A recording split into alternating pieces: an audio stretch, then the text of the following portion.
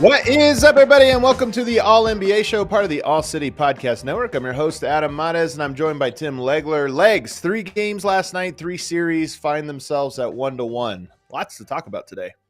Yeah, we didn't get the drama of Monday night, but how could you ever? But still some interesting things taking place in these series, particularly Dallas and the Clippers and the Pacers, Milwaukee now evened up at 1. Yeah, so we have a lot to get to. We're going to talk about all 3 series because all 3 of them have notes that we want to get into, but we're going to start with Mavs. We're going to move on to the Wolves series, and then we'll finish up with the Bucks and the Pacers. But first, we are presented, as always, by DraftKings Sportsbook. This is brought to you by DraftKings Pick 6. Download the DraftKings Pick 6 app and use code ALLNBA. We'll be talking a little bit more about that app later on in the show. All right, Legs, let's get right into it because we got so much, and I know yesterday we even went a little bit long, but Mavs, Clippers, you're going to have to – all 3 of these games, I'm going to have similar notes in that I was unimpressed, I think, by all of the teams a little bit. Like, this was a game where the Mavs won it, so you're impressed, especially with how they closed it, in particular Luka Doncic. But 96-93, Kawhi comes back. I felt like this was more of a – this felt more like a game 7 or later in the series, a defensive battle where both offenses struggled. That was my big takeaway from it. But I'm curious what you saw from this game. And were you impressed with the Mavericks? I was impressed with the Mavericks big time in the fourth quarter. I was impressed with the Mavericks, how they closed the game, because things got dicey, very dicey. I mean, you're talking about maybe the series hanging in the balance. You're in a 1-possession game. You're down actually at one point. I think they were down 6 points in the fourth quarter. You're talking about going down 2-0. Just historically, how many teams win series when you've got to come back from 2-0? Just the math, particularly when Kawhi Leonard – you expect to get stronger as the series goes. You know, you don't get either of these first 2 games, and Kawhi misses one and is kind of feeling his way out in the second one, and they almost lose this game. So I'm very impressed with how they closed and what happened in that quarter and the shot making of some of their other guys. Critical.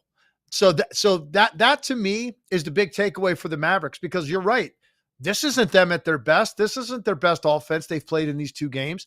And Luka's due to have one of these games where he strings together some of these threes. He's just not making that shot right now. He made a couple big ones late, but in general, in the 2 games, he's getting that shot whenever he wants, like he typically does. But it's just not – I think it's kind of flat. It's not going in at a high rate. I think he's due to have one of those games, where he hits 7 or 8 threes, because he's getting the shot at such a high frequency right now against these defenses. So overall, their offense wasn't great. I don't think Luka was great by any means in this game, which is a good sign. They still won it, primarily because of the way they handled the pressure moments in the fourth quarter. And I'll give P.J. Washington a lot of credit, man. Made a couple of huge corner threes. Maxi Kleber made a huge 3. Kyrie hit a big 3. When they were down 6, Luka and Kyrie go back-to-back on threes. So they're deep shooting under enormous pressure in the moment. That impressed me. But overall, I think your take on the game is right. It felt like 2 teams sort of in the mud a little bit. And look, Dallas had the number 1 defensive team in the league by metrics over the last 20 games. So they can defend. We know the Clippers are capable of defending. So you have two good defensive teams, could lead to some of this, but I also thought it was just some poor shot making, inability to make shots when guys were open, finish in the paint. Wasn't a masterpiece. So it comes down to which team's going to step up, make plays when they have to. And clearly that was Dallas, and give them credit, because like I said, man, you go down 0-2 with Kawhi expected to get better as the series goes. I think you're in a tough spot if you're Dallas. I'm glad you brought up the shot making because you said exactly how I feel about this game. We just talked about Denver and we raved about them pulling out a game where they did not play well. So I don't want to speak out of both sides of my mouth. Dallas pulled out a game where they didn't play well offensively and didn't shoot well. So I want to also praise them for that. It was really good. But that's what I'm talking about is you kind of expect any of these teams, the 6 teams we're going to talk about, to find the moment where you're like, well, there they are. They're in their groove.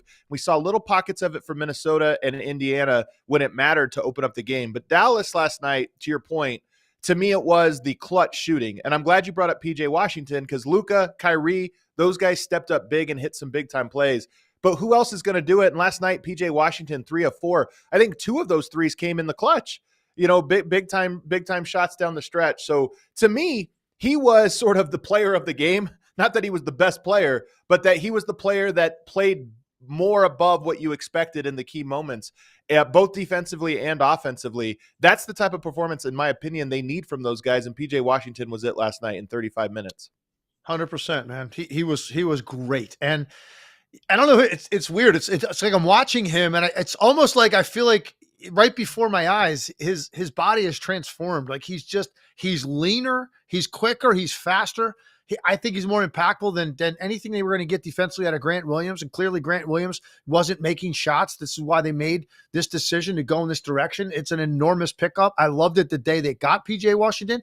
I didn't think that he would continue to impress me more and more and more as this went on. I kind of felt like I got a pretty good feel of what PJ Washington's going to be for this team. I was wrong. I think he wasn't comfortable in the beginning. That's why he had some inconsistencies with his offense. I think now this is a normal stat line for him in terms of he's going to play 35 minutes a night. He's defensively doing a great job. And I think on a bad night, he's going to probably get you 12 points. And on a good night, he can push 20. And that's what they needed from him in this game. I was, if you're a Mavericks fan, you had to be sitting there in the fourth quarter, man. You had to be nervous. Like this is dicey. Right? This is dicey right here. This is dicey stuff because you're down. It's a low scoring game.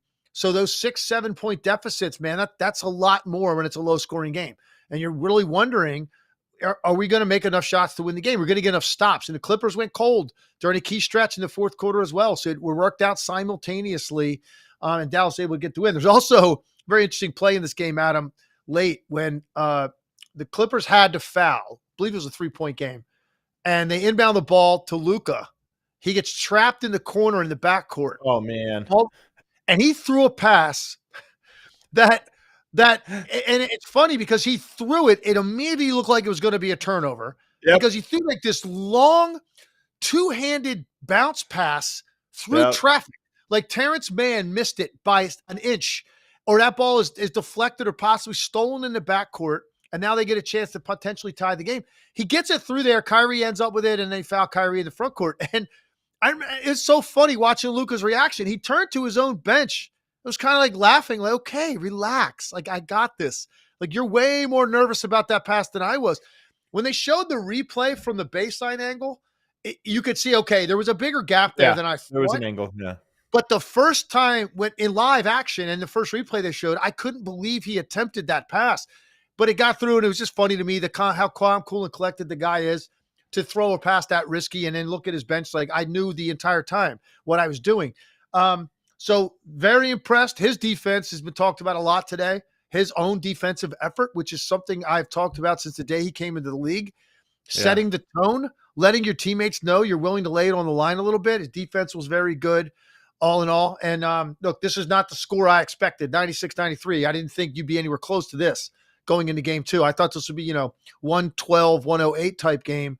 So very low scoring. Neither team played great offensively. In those kind of games, Adam, all that matters, who made the big plays when they had to be made, and that was Dallas. I'm glad you called out the pass. You are right. I felt the exact same way you did, that it wasn't until this morning that I saw the baseline replay. And I was like, okay, that wasn't as crazy as it seemed to me. But live, I thought it was the most insane play a superstar player could make, that bounce pass, because it looked like a turnover the whole way. Yeah. I also like that you called out the defense, because I thought both Luka and Kyrie played good. The Mavs as a whole won this game with defense. And I thought both of those guys played great one-on-one defense, contained defense when they were, out on an island having to guard their guys. And that stood out to me. But I'm curious, Gafford had been such a big part of this team. and didn't play a lot in the first game, gets into foul trouble immediately, didn't play a lot in this one.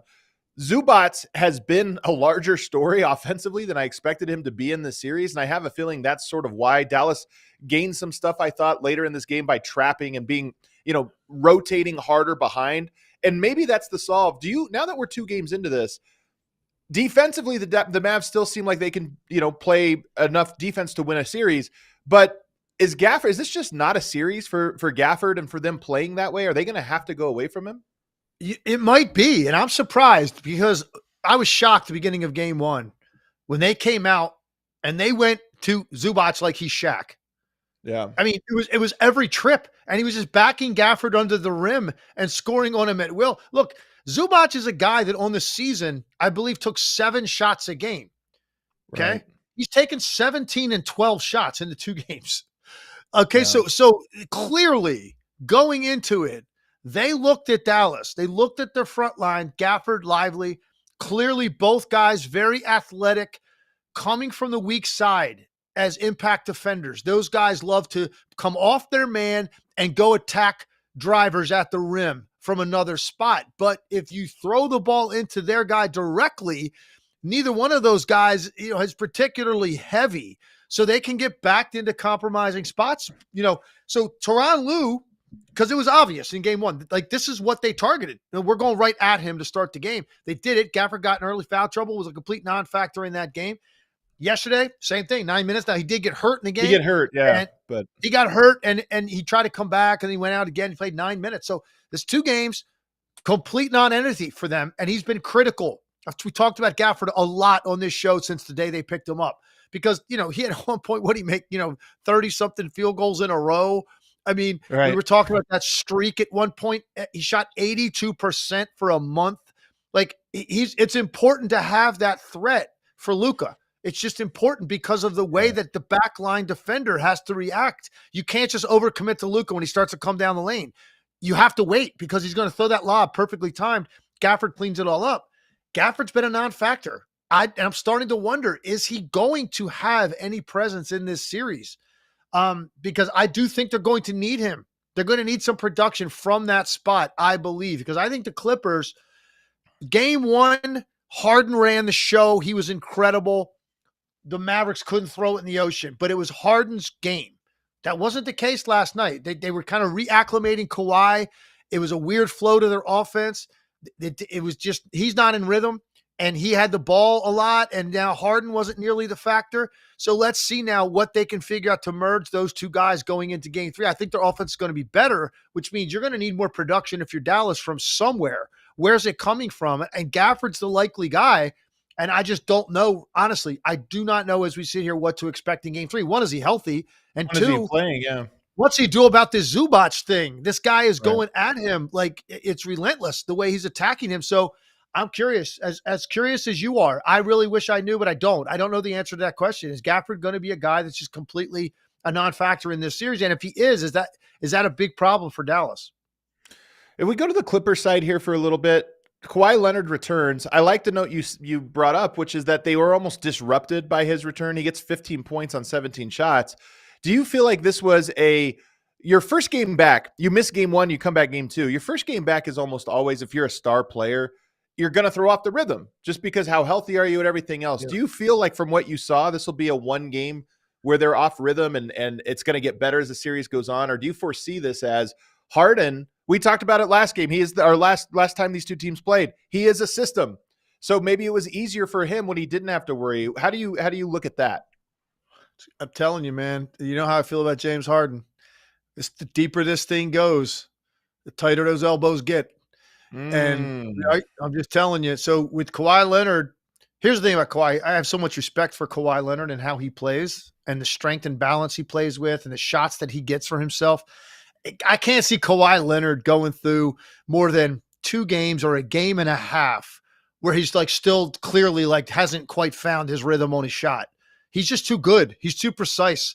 And so that's going to come. Will that come in the second half of game 3? Will that be one more game? Will it be game 4? It's gonna come. And when after it does come, I think you're gonna see, Kawhi Leonard, how we typically see him the rest of the way.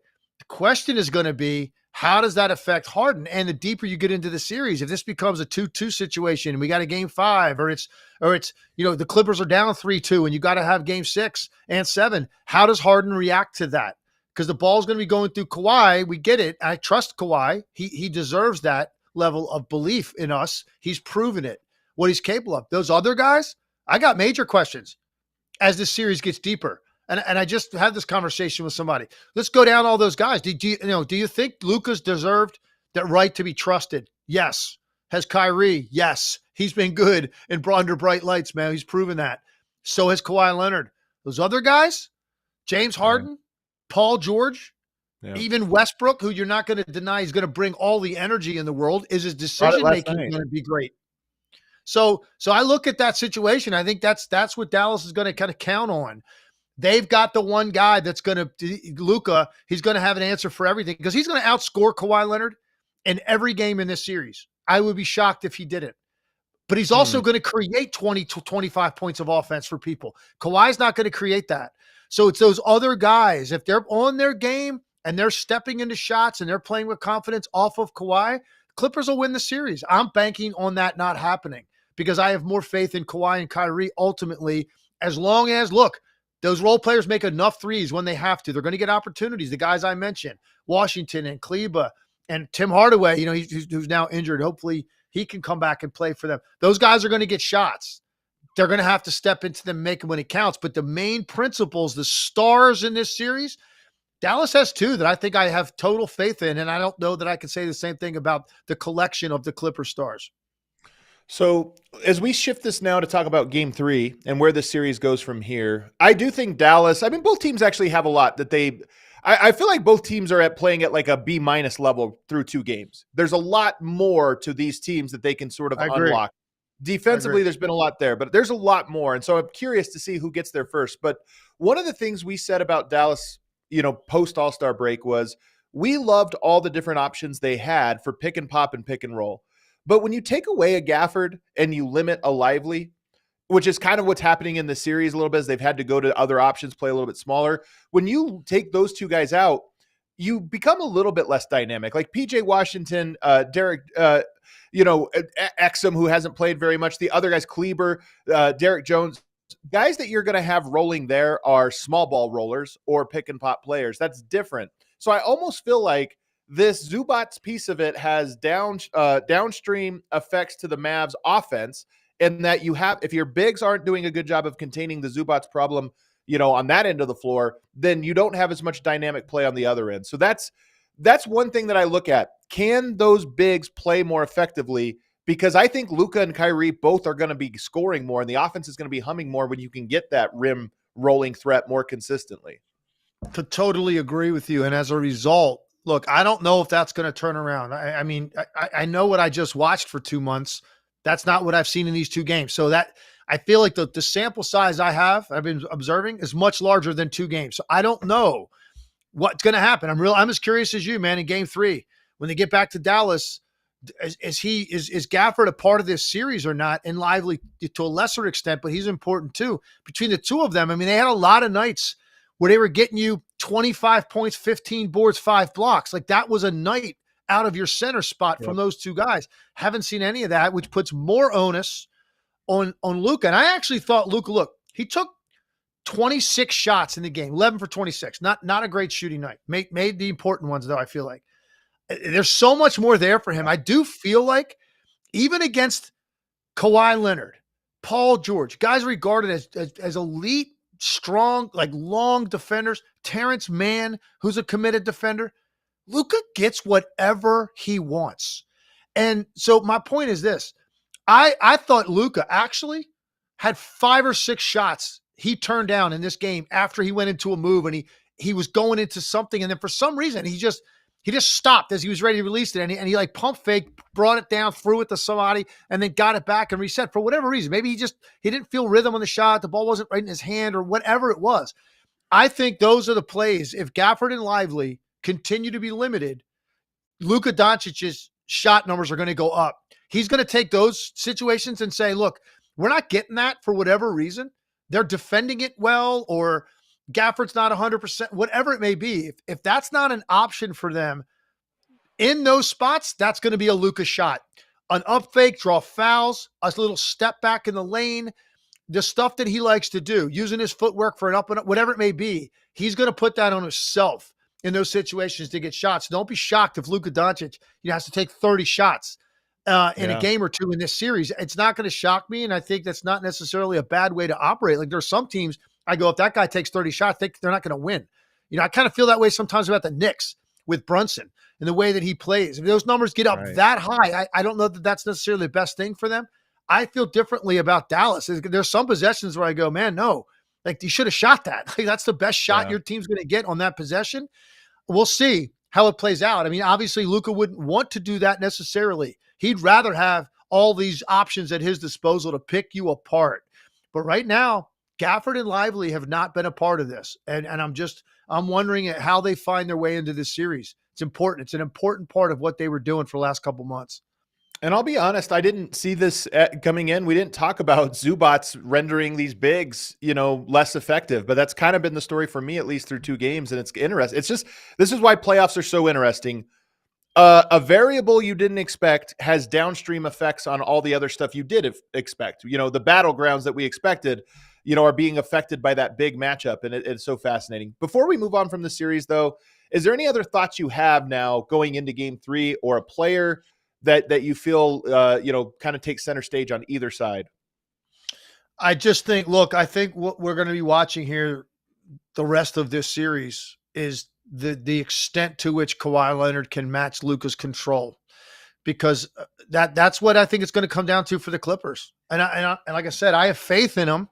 But look, I also think there's been stretches this year where Kawhi Leonard, as good as he can be and as efficient as he can be, you're always kind of watching him saying, man, it's, that's not quite like what his peak was, like in Toronto, San Antonio, right? He's a little bit below, maybe he doesn't have to be because he's got a lot of help around him. That to me is the series, Yeah.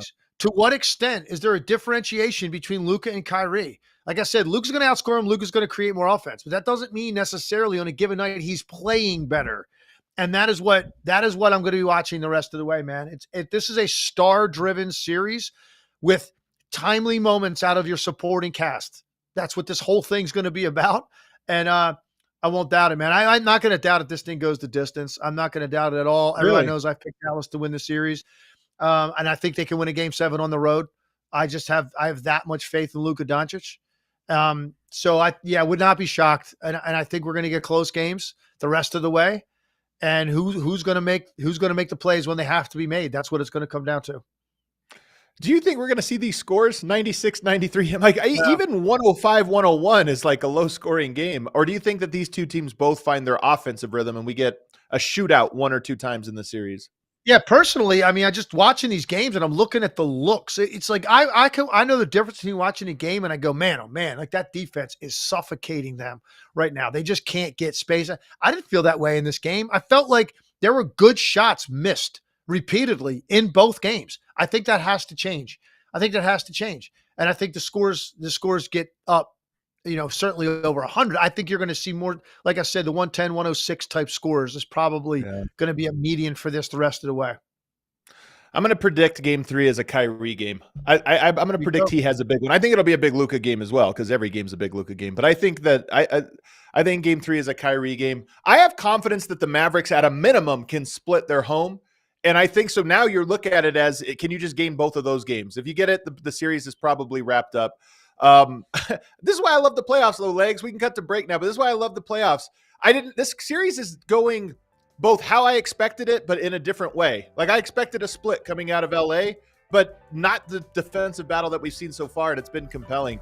I think, and we're going to get to this team on the other side, there's only 2 or 3 teams that have impressed me so far in the playoffs, and one of them is Minnesota. I think they're one of the few teams that have actually found their two-way rhythm And I'm curious if Legs agrees. We'll get to that on the other side. But first, let me tell you guys about Manscaped. This episode is brought to you by Manscaped. Did you know one man every hour, every day is diagnosed with testicular cancer? In fact, testicular cancer is the most common form of cancer amongst men aged 15 to 35. Likely you're in that demographic listening to the show. With April being National Testicular Cancer Awareness Month, our friends over at Manscaped have partnered with the Testicular Cancer Society to help spread awareness for men's health and early cancer detection. Visit manscaped.com/TCS to learn how to check yourself for early signs of cancer. And as always, you can use that promo code ALLNBA for 20% off and free shipping at manscaped.com. There are a variety of products, including the new Lawnmower 5.0. So check it out. Visit manscaped.com/TCS and use code ALLNBA.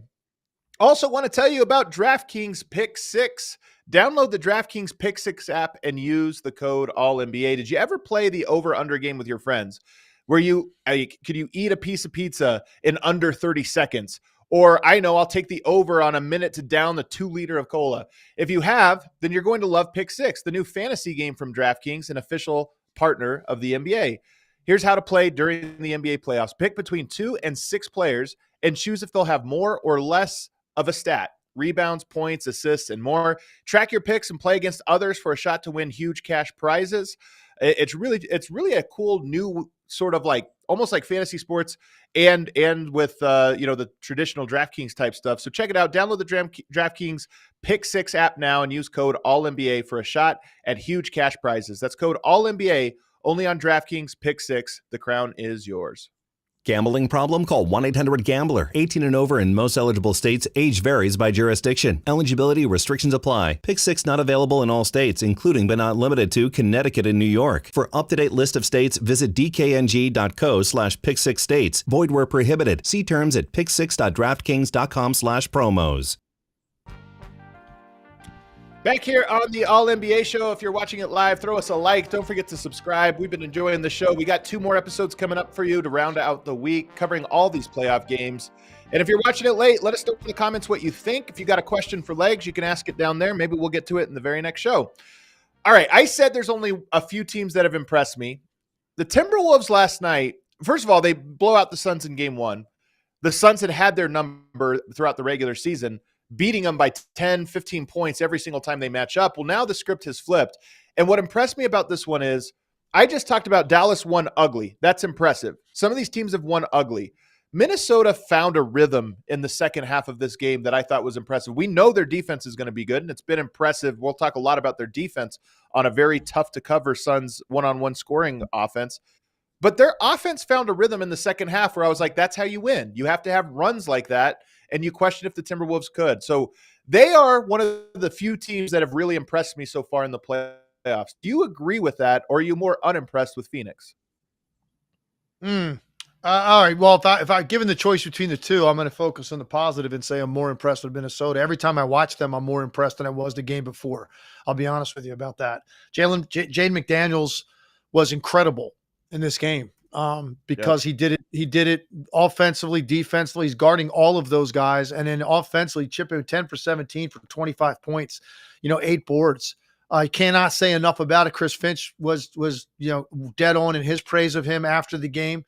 We're a lot like Jalen Williams in Oklahoma City, man. We're watching these guys just emerge as all-around players capable of affecting the game every possession because of their defense. But then it's always like, you always would throw in, whatever they give you offensively is like a bonus. And they both have emerged now to guys that are just so consistently giving you that in pressure spots. So I'm so impressed with Minnesota. And I think there's one other thing. I haven't heard a lot of people talk about this today, but impressed me about Minnesota last night. Anthony Edwards, I don't know that earlier in the year or last year would have had a night where he just wasn't very good offensively. He wasn't that involved. He didn't get that many opportunities. The guy had 3 field goals made in the game. At one point deep into the game, he was like 1 for 7 from the field. And yet at no point did it affect his demeanor, his intensity, his joy for the game, his leadership in that. No, seriously. I love it. I love it. Yeah, some young stars that have emerged like he is, and we're hyping him up, man, and talking about him a lot. you're gonna get a little bit pouty maybe at his age when you don't get shots or feel it or rhythm. It doesn't feel like your team or your game on a given night. It's almost like normal for some guys to behave that way and act that way. And I'd cut young players, I'd cut slack. If they did act like that, I'd call them out for it, because it's the best thing that can be done to them, is to get past that and understand, particularly at this time of the year, the only thing that matters is what's on the scoreboard. Nothing else matters. And you can erase bad games. If you have a great one, you better move on to the next and forget about that too.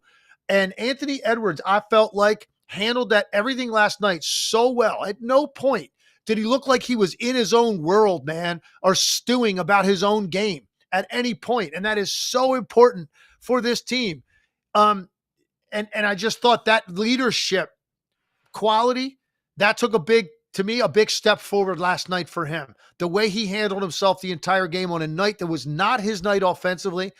I think he understood the importance of not letting this team get to even. Get to 1-1 against a team like Phoenix going home for 2 games. You might have a totally different series on your hands. And I just loved his demeanor, man, the way he carried himself the entire time. And all of it was genuine. He wasn't forcing it. I've seen some guys not have their night, go to this bench, and they're kind of standing there and they're clapping because they have to clap. But you can tell, like, emotionally, they're all in their own stuff. He wasn't like that. And I just want to praise him for that, because I think it's a very important quality. And it says a lot about his leadership for a young player. I love that you bring that up, because culture is set by your best players. And it just seems to me like this Timberwolves team has a phenomenal culture. It's just an incredible one. And your point about Ant, here's what it is. A lot of guys are scorers and they love to score on you. He's a competitor. He's a scorer too, but he is a competitor first and foremost. And, scoring is only part of the competition. And he's a guy that plays that way. 12 shots. Mike Conley had more. McDaniels had more. Nickeil Alexander-Walker almost had as much. And then here's what's impressive about the Timberwolves. We know they're going to play defense, and they did a great job defensively against a good, high-powered offense. But look at the scoring. All starters in double figures. Nickeil Alexander-Walker off the bench. My guy, basically the 6th starter, he's also in double figures. They played Naz Reid and Monte Morris like they always do, but they played heavy minutes for Nickeil Alexander-Walker and their starters.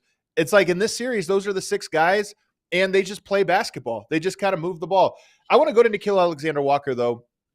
His defense, to me, is such a big part of this. And the run, it was 2-pronged. Part of this happened with Ant on the court, in that third quarter. But part of it also happened with the McDaniels, Nickeil Alexander-Walker, Rudy Gobert trio. And the reason I bring this up is I'm so fascinated. We talked, I think back in like December or something, we talked about they don't play those guys a lot of minutes, but in a playoff series, those 3 guys are going to be among the best defensive trios you can throw out there if you can find offense for it. They got a great offensive rhythm with that group, in part because they made shots, and maybe it's just shot variance. But defensively, you have a group with all that one-on-one scoring.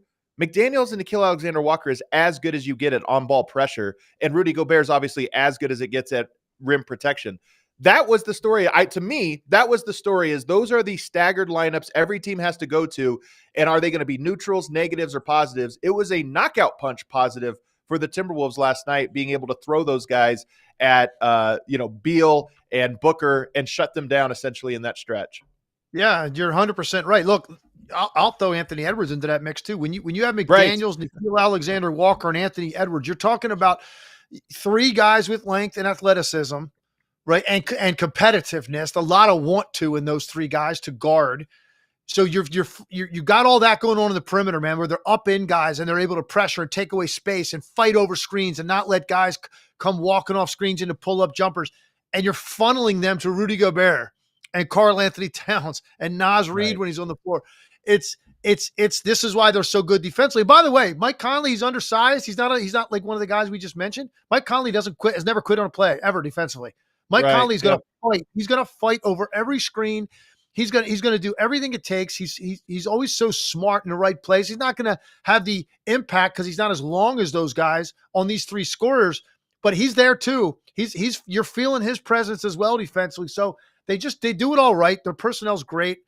And the most important thing is they have a bunch of guys that really like playing that end of the floor. And you can play that lineup or a defensive oriented lineup without sacrificing everything offensively. If Jaden McDaniels and Nickeil Alexander-Walker are giving you 35 points of offense, I mean, it's a perfect storm. They're never going to put up massive scoring numbers. They don't play that way.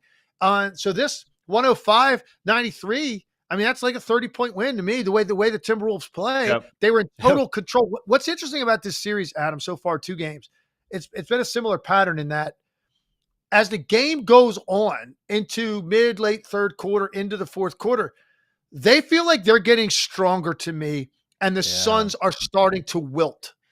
That's what it has felt like both games. And look, that's an indictment on their mental toughness a little bit. It's an indictment on, can those guys do it at that level against this type of defense?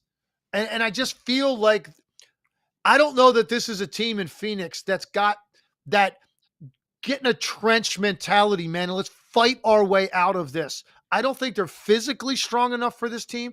And I don't think they're mentally strong enough to take what Minnesota's showing you possession after possession. I think they've got one chance to get back in this. They clearly have to win game 3. They have to get this to a more of a track meet. They had 2 points off of Minnesota's turnovers. 2 in the entire game. Minnesota is not a team we even think about as a running team. They had 31 points off of Phoenix's turnovers. Phoenix they're not running. So that's where you get space before they're set up, before they're locked in. You've got to run, and you've got to take some of those earlier quick threes. They took 22 threes in the game. 22 threes for a team is like that's like the 90s number. That's not now. That's 10 below their season average. They've got to play faster, and they've got to play looser with their perimeter shooting. And guess what? If they have a bad shooting night and they're taking quicker shots, I got news for you, man. They can't play with this team. But you can't play at this pace offensively and win this series. You probably won't win a single game. And that's kind of what I felt about Phoenix, man. They're just getting worn down as these games go on, and they get very deflated. And when they get deflated, they quit a little bit defensively, and then the game's over. Do you think, so let's move to Phoenix's side now. They've been pretty unimpressive to me in this playoff run so far for all the reasons you just laid out. And it's not one of these ones where it's like, well, some shots go, differently. It'll be different. But now you go home. Maybe we saw this in Denver last year. They struggled on the road. They come home and everybody made everything and they looked more comfortable. Do you see the similar thing here? And what does Phoenix need to do to make that happen? Certainly, listen, I didn't, Frank Vogel, I love the man. I've known him a long time, man. And part of that's personal. And I also think he's a good coach. I think he was trying to be as positive as he could after the game. Very matter-of-factly, hey, we lost 2 games on the road. Everything's going to be fine. We're going to go home. We're going to play well. And then you heard Durant and Booker talk, and I didn't get that vibe at all from them. You know what I mean? So there's a disconnect. I didn't see it. There. So tell me, was there something specifically? Because I actually didn't see these 2. Usually I try to catch the pressers, but I didn't see this. Yeah, I mean, it's just so downtrodden, man. Holding the microphone and just kind of. Now, I'm not saying you're supposed to be thrilled when you win, but I'd rather see what Anthony Davis did. Get asked a question he thought was a stupid question, right? Yeah. And just like Jamal Murray made a shot, dropped the mic, walk out, clearly pissed off. I'd rather see that almost than just sit there and go, well, I don't know, man. We made a run, but we couldn't quite get, between 12 points. And I'm just going, do you guys believe? Do you believe at all? Like, and that's what I mean. Like, sometimes teams, like, you can start off a series like this and you have a real faith, man. This series hasn't really started. We got to see change of venue first. Let's see how they play at home, the energy they're going to derive. Can they get off to a better start than they've gotten off to in these? Like, there's all kinds of stuff that goes into it. But it starts with, what is the vibe of the team?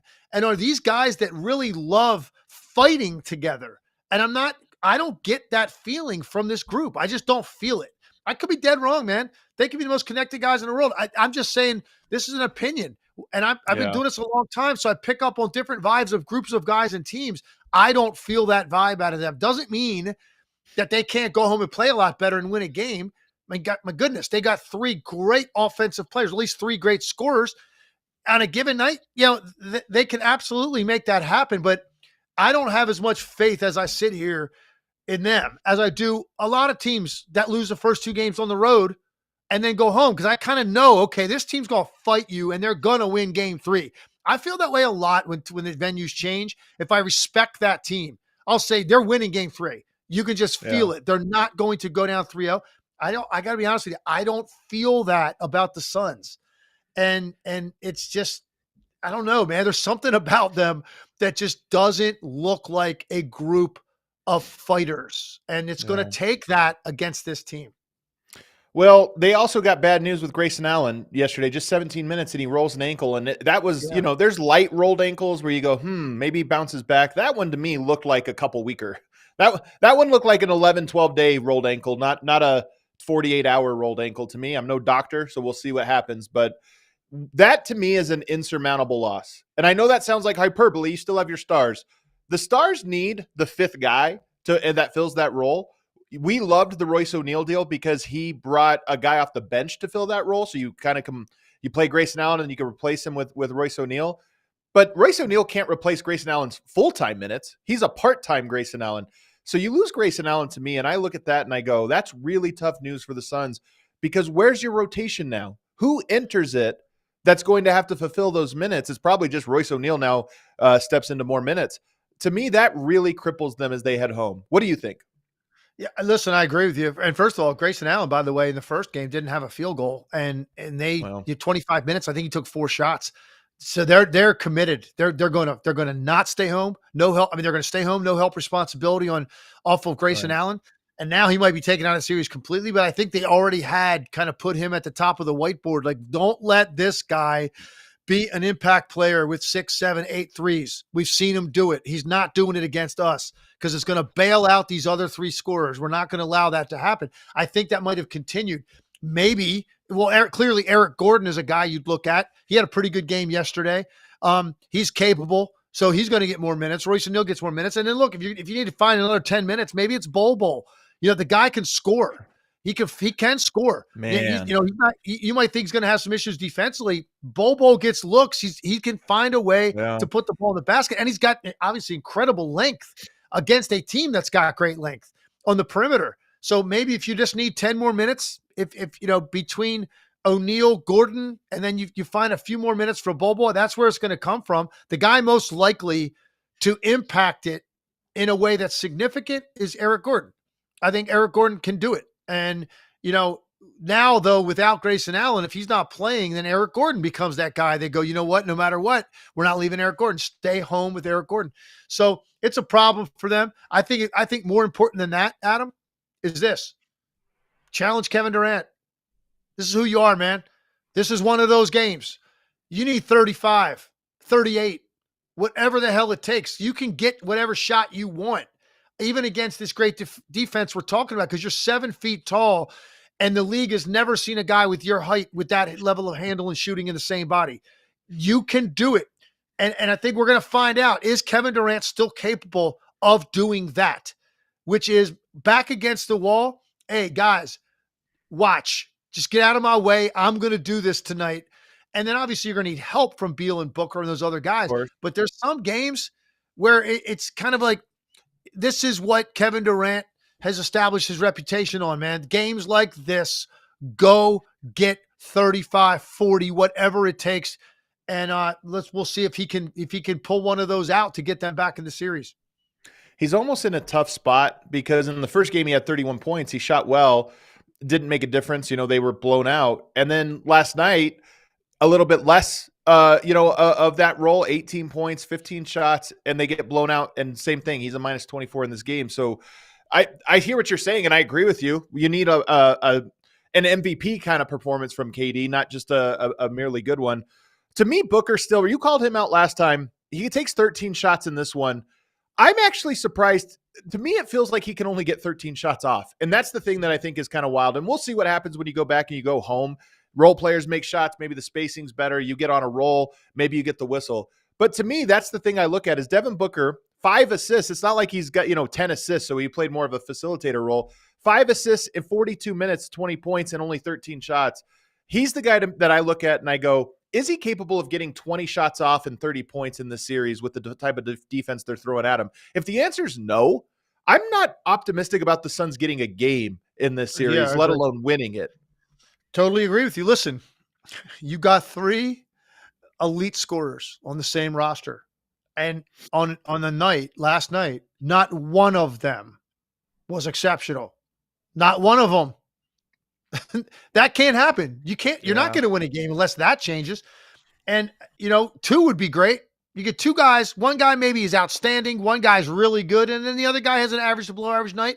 That's what you are hoping when you sign three guys up together of this level. You're certainly not hoping what you got last night, which was the three players I'm talking about collectively were a minus 59 in the game. That can't happen. So where's it coming from? Booker 6 for 13, Beal 6 for 17, Durant 6 for 15. That's just mediocrity. If you look up in the dictionary, it's what happened last night with those three players. Somebody of the three has to go off. They've got to go off. One of them at least. And then it might take two. Who knows? But let's see who it's going to be. Is it Durant or is it Booker? Those are the two guys you're looking at mostly. And Beal's capable, but Durant and Booker are most likely. The Timberwolves, to me, look like they're ready for this moment, especially in this series. It goes back to Phoenix. Now the onus is on Phoenix to flip it. They'll be shorthanded Grayson Allen. I'm not holding my breath. Let's quickly wrap up, though, by the other game that happened here. Another very interesting one, which is the Pacers get the win over the Bucks, 125-108. They do it largely behind that late second half run, really end of third quarter, start of the fourth quarter. And, I thought Siakam, 37 points, 11 rebounds, 6 assists. He's the story for me, how aggressive he was. But the run actually happened with guys like Ben Shepherd, TJ McConnell, and some of the staggered lineups. Siakam was out there as well. But I guess we could start with Siakam because it's 2 games in a row where he's put up big numbers. What did you see from this one, and what have you seen from him in this series that Dame made shots in both games? But Siakam, to me, has been the more complete, doing more things throughout both of the games, and especially last night. This is as dramatic a flipping of the script from one game to the next as I've seen in a long time. The first game, I thought Indiana was unrecognizable. They were walking the ball up the floor a lot. Tyrese Halliburton did not look sure of himself at all. That wasn't the offense I watched all year. I thought, and I picked Indiana to win this series. I still think they've got a really good chance to win this series.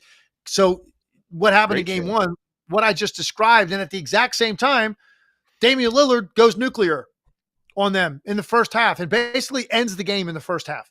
And then I kept watching the game because I did see some encouraging things out of Indiana defensively in the second half that gave me some hope that, okay, if that goes on, it is a 40-point game and you don't learn anything about yourself. I thought they learned some stuff about themselves in the second half. And Siakam even alluded to it after the game last night, that it meant a lot to them in watching the film, some of the success they had in the second half of the game. It carried over to the start of this one. But the most important thing was they came out of the block and out of the gate immediately intent on forcing the issue with their pace. Yeah. And they did it, man. They had 38 assists in this game. The ball was flying up the court, and then it was around the perimeter, dribble, drive, kick. When they're at their best, it looks almost in some ways like a really high-level college team, the way that they keep repeatedly getting into the paint, finding the next guy. I just thought their motor was exceptional, led by Siakam. It's why he's been one of my favorite players in the league for a decade. Pascal Siakam, it's his motor. He's relentless. He never stops going or never stops coming at you. And some nights when he puts it together and he's really making shots, it looks like last night. He has those kind of stat lines. And he did it. So he was like the epitome of what they need to be, but everybody followed suit. Everybody followed suit. And I just thought, this is what I expected this series to look like, because Milwaukee, I thought, would have a very difficult time guarding them and slowing them down if they get to their style. They didn't in the first game. They absolutely did last night. And that's the Indiana Pacer team that I expected to see in this series. What about Halliburton? 12 points, 12 assists. Now, obviously, facilitating is part of his game. Getting out on the break, that's the biggest part of his game. But the 12 points to me stands out quite a bit. And this is 2 games. It's really an extended streak where he hasn't been scoring like he was at the early part of the season. Is that a concern at all? Or do you think their offense got 125 points? He didn't need to score. No, it's a concern because it's like the 125 is great. And I just described it. It was like, it felt like their style. And what I recognized, so it might get glossed over and you might not think it matters. It matters because of this trend that he has been in now for a while, where it was at a point and look, part of this maybe not his fault, man. His rise was meteoric, right in front of our eyes, right in the middle of the early stages of a season. In 1 month, like Tyrese Halliburton and the level of awareness of who he is on a national level, it was incredible to watch what happened to him. And so maybe part of it was that, man. It was too much, too fast, and maybe overstated at the time on like what he is as a scorer. It all came together for him during that run and the in-season tournament and all of that. And it was just a highlight reel, the way he was stringing together shots. He's not hunting shots to that extent right now. He's not making them, clearly, but he's just not as aggressive in looking for his own shot. So I'm trying to figure out what ultimately is Tyrese Halliburton going to be at this level. There's no doubt he makes guys better because of his vision and passing, and he gives it up willingly at the right time. He makes guys want to play with him. It's a great quality. That's always there every night. But the scoring was something that I thought, when you have a guy capable of doing what I just said, and then he also, like, on a bad night gets you 20, and on a good night can get 30, 35, like, man, you got like an all-league player here. And we haven't seen that as much over the last couple of months. So your guess is as good as mine, Adam. And I think maybe we got a little ahead of ourselves with Tyrese Halliburton, and let's wait and see. And we may need another half a season under our belt of watching him next year to get a really an idea of like where he's going to settle in as a scorer. The leadership, the point guard skills, the vision, all that stuff, that's not going anywhere. That's there every night. Yeah. The scoring, though, is a major factor for this team and a major factor for him in terms of his ceiling and upside. And I just don't think maybe we know yet, because definitely, he's not aggressively looking at as much as he was earlier in the year when he caught all of our attention. And this is a series, I'll predict, I'm going to go out. I'm going to take the Halliburton over on points in game 3. And the reason is this. When I was watching this game, I was blown away at how many pick and roll 3-point opportunities there were for Halliburton. And he didn't take them. It was almost like it was in his head. Don't settle for that. Let's get the ball moving. Let's do other stuff. You get home, and in particular, if you can get a lead, those threes become haymaker threes. The risk is lower. If you're up 8 points at home, the risk of an early shot clock 3 and pick and roll becomes lessened. It's like, hey, it's worth it, because if you hit that, the momentum starts to spiral. Do they change their coverage with the Brook Lopez? Do they do different things? And last night I just kept watching going, he's open enough to take a wide open 3 at the top of the key. That's a shot you would usually want. And he was being more patient with it. By the way, in that game, what was it? 6 threes from the big fella Lopez. You get that. You shot 40% as a team and you lose by 20 points. Not a great sign, in my opinion, for the Milwaukee Bucks to expect to shoot better than that as you go on the road. To wrap up, Legs, I want to ask this, because I just said of the teams we've seen so far in the playoffs, Minnesota has a stretch that I've been impressed with so far. They've had a stretch. I'm not saying they've been impressive the whole time, but they've had stretches. Boston obviously looked great in their matchup. I don't know how much you can read into it. Is there anybody else that you've watched and said, that's impressive? They look like they're in a rhythm. Not that they got an impressive win, but that they've looked impressive doing it. I think Boston was pretty impressive in their first game. I thought Indiana last night, but I think, if you're talking about any team that's done it now like twice, like 2 games, and they've really been impressive. Now Minnesota's probably at the top of the list. I agree. And I would say Denver as well. Denver's been very impressive. What they did in that second game with the Lakers on a night when LeBron, AD, and D'Angelo Russell played like that, and Denver still won that game in the way they operated late. Very impressed with them. But I think the totality of teams that have played 2 games being like as thoroughly impressed for the most of those 2 games, I think Minnesota probably more than anybody. I agree. And it's like you said, same with Dallas. That's how I look at Denver. It's impressive that they won, but they didn't play impressively. They competed impressively, but I still am waiting for that. There it is. That's the team that can find a rhythm, and that really scares you. And I'm waiting on that for everybody, but like you said, Boston and Minnesota. So maybe we'll see more tonight. 6 super chats. Emma, let's get to those. We had 6 of them today. I think it's a new record, Legs. The people are paying to chat. Psycho Blue says, Basketball Cthulhu was impressed with the fireback of the Mavericks after that last game. I think the second quarter was the lowest scoring for one team's quarter in playoff history at 8. Yeah, that was in game 1. That was an ugly one. He's impressed. You're impressed as well. We're impressed. Frank says, why doesn't Harden get called offensive foul when he kicks everybody midair? Yeah, I mean, look, he's pretty subtle about it at times. He's pretty good at it. I agree. They take a look at him. I think when it gets overt, it's not something that I think that in general is so extreme that you're going to put an end to that right away.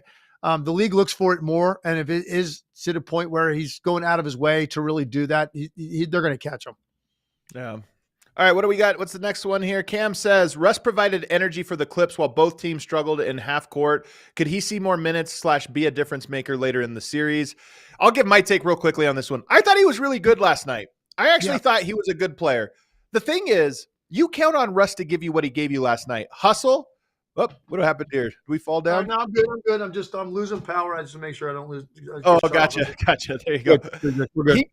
He plays hard and he gives you what he gave you last night. But if you're counting on him to be more than that, I think you're going to miss more often than you're going to hit on that type of thing. Yeah, I completely agree. Man, Westbrook is one of those guys, man. I'm always going to have a soft spot in my heart for. He was legitimately my favorite player in the league for 4 to 5 years. Yeah, I mean, along with Curry, like those two guys were just, for me, would not miss one of their games. The stretch he had with Durant the last 2 or 3 years, and then that first year or two after Durant, for me, I just was like, I knew exactly what this is going to be a 2.5 hour investment of my time. I know what this is going to look like. I'm going to be thoroughly entertained, and I have incredible respect for anybody that cares that much, that plays that hard with that level of energy. And I still feel that way about him. And he did it again in the first game. He had a major impact in the game. I thought he had an impact last night. It's always going to be there. What you're always going to question, and as the series gets deeper and tougher, is decision making. That's what you're going to question about Westbrook. And I think that's what that's he doesn't play well and doesn't shoot well or misses threes or turns the ball over a few times. I don't know, man. I still just have so much respect for a guy that leaves that much skin on the floor every night, man. It matters to him. He is a competitor. And so I respect it. Bottom line. And he's going to have moments where he really helps you. And he's going to have some moments where he gets a little bit out of control and ahead of himself. It's just the nature of who Russell Westbrook is. What's next, Emma? Psycho Blues back. He says, B-Ball Cthulhu also stands on business and says the Suns L10 playoff tuner is looking insufficient so far. It's not over yet, but one way or another, there's bound to be chaos in the Valley of the Cursed Sun come next week. I'm predicting it's the off-season varietal of chaos. That's just my take. I think this series is a 4 or 5 gamer, and unfortunately, I don't know how much Legs and I will spend on it because we like to talk about the games, but I think the conversation next week is what happens in Phoenix with this breakup of this team. That's my take. What do you think, Tip? Do you think Frank Vogel's getting fired if they're losing this in 4 or 5 games? Honestly, less so than typically. Typically, I would say yes, absolutely. That's the easiest one. But I don't think anybody looks at this roster and says they needed a better motivator. They needed a better X's and O's. Yeah, because my answer to that would be, okay, well, who is the right coach, man? That's what I mean. For this crew? Like, seriously, who is it? Who do you want? Who do you want? Yeah. Let's go get him. Whoever it is, let's go get him. Yeah, because I don't. Yeah, at some point, man. At some point, those guys. First of all, even if Frank Vogel didn't know anything about coaching offense, he's known for his defense. And people think he's not a great offensive coach. Come on, man. The guy is super smart. He knows enough about offense. The bottom line is Kevin Durant, Devin Booker, and Bradley Beal are supposed to be smart enough offensive players that they can figure a lot of this stuff out themselves and work through it together. That's the bottom line.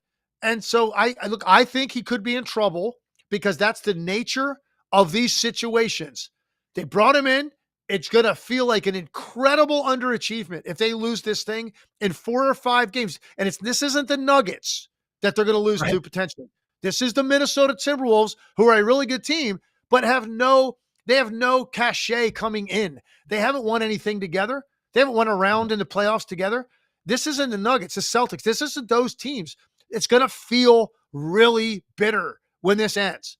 And if that's the case, you know what teams typically do, man. That's where they look. And so I hate to say it, but I think Frank Vogel could be in trouble if they lose this thing and they get 4 or 5 games or 6 even.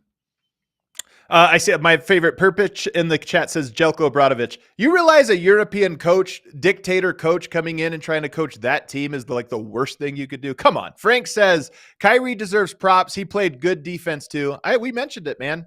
We mentioned it on the show. Kyrie was great. We gave him all the props he needs, man. You want his flowers? We sent him flowers, man. He got flowers all day long. Very impressed with Kyrie. He competed. He's competing. He's playing hard. Luka too. I've been really high on Kyrie really all season. Yeah. I've been impressed with his accepting of the lane he's in, because this is when he excels. Jay Money says, we need a segment of the pod for a first team all my guys list from Adam. We need it. Maybe that's a DraftKings segment, Emma. Tonight, Jaime Jaquez, Trey Murphy, and Kenny Hustle, Kenrich Williams. Those are my guys coming in tonight. So maybe that is going to be a segment in the future. It's a little different than winner of the week, my guy of the week. That might be a segment where we find that dude for whatever reason, man. We want to give him some love. I like it. Shout out Ben Shepard. He was underratedly good. Smooth Slide says, thank you both for your analysis. Always a pleasure. Currently my go-to NBA podcast. We appreciate that, man. We love doing the show. Two great ones this week because the games have been so phenomenal. 2 1-8 matchups tonight. I don't know if the games will be phenomenal, although I'll tell you, Legs, very excited for the Pelicans Thunder. Pelicans felt like they let one go. So now I'm curious, does that mean that they just get blown out in game 2 because they missed their window? Or does it mean that this series, they have something they can exploit? I don't know the answer to that. What do you think? I don't either, but I thought I was kind of thinking the same thing and leaning toward Oklahoma City playing great in game 2. Me too. And kind of winning this thing by 15, 20, because they've been so good all year, especially at home. New Orleans, that's the one you probably needed without Zion to make this a really long series. I have a feeling Oklahoma City is going to come away tonight very impressive. Well, there you go. Legs, anything? Did you want to plug anything? You got a bunch of shows coming up this afternoon as well, so I know you got to run to the next one. Anything for people to look out for? I got some Sports Center hits. Yeah, I got all kinds of stuff going on today, but the only thing I'll say is getting back real quick. Last thing, if we can ever get Nickeil Alexander-Walker on the same team, they're on a 2-man game with Isaiah Hartenstein. I think you then, just to see one of those ball screens with those two players, you could quit that day. You're done. You've seen all you need to see, and you can die a happy man. Am I wrong? Hartenstein, game-saving block. Am I wrong? Kill Alexander Walker out here, locking up Devin Booker. I'm just saying. My guys are playing well. No, I love it, man. I love it. We got to get Hartenstein. We got to get Hartenstein on as a guest one day, man. We really should, man. I'm hyping him up so much. I'm his biggest fan. All right, everybody, thanks for hanging out with us. Hit that like button for us on the way out. We'll see you tomorrow.